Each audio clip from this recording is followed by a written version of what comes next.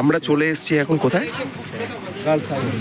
Girls high school না, diamond Harbour সুন্দর একটা প্যান্ডেল এখানে উপস্থাপন করেছে আমরা দেখতে পাচ্ছি, আপনাদেরকে দেখানোর চেষ্টা করছি। অসাধারণ একটা প্যান্ডেল, অসাধারণ একটা মণ্ডপ উপস্থাপনা।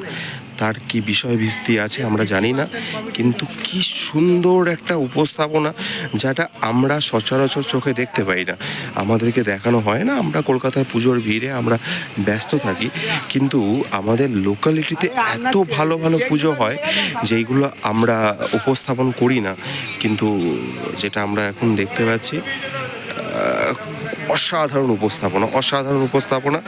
দক্ষিণবঙ্গের সেরা পণ্যগুলোর মধ্যে একটা পড়তে পারে।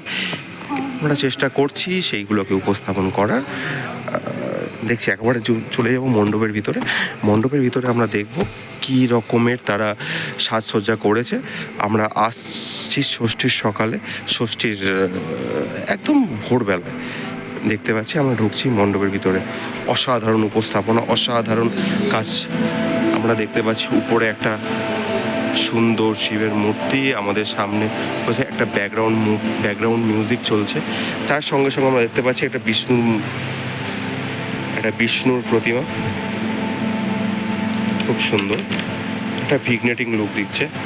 আমরা একবার আপনাদের কাছে চেষ্টা করব পুরো প্যান্ডেলটাকে আপনাদেরকে ঘুরিয়ে দেখার।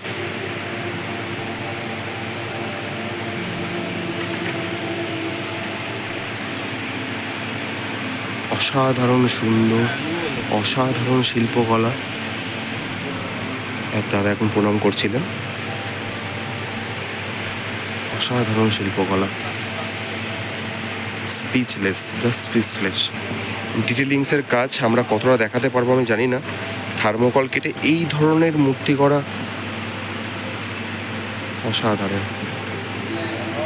আমাদের কাছে সত্যি খুব কষ্টের। দশমীর পরে এই সমস্ত মূর্তিগুলো আস্তে আস্তে হারিয়ে যাবে। এত অসাধারণ শিল্পকলা, এত অসাধারণ শিল্প, এত অসাধারণ মূর্তি কিভাবে হারিয়ে যায় আমরা বুঝতে পারি না।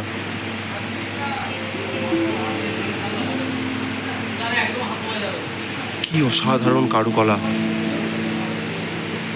ছোট ছোট ডিটেলিংসের কাজ। কেউ এইসব প্যান্ডেলগুলোর খোঁজ খবর রাখে না।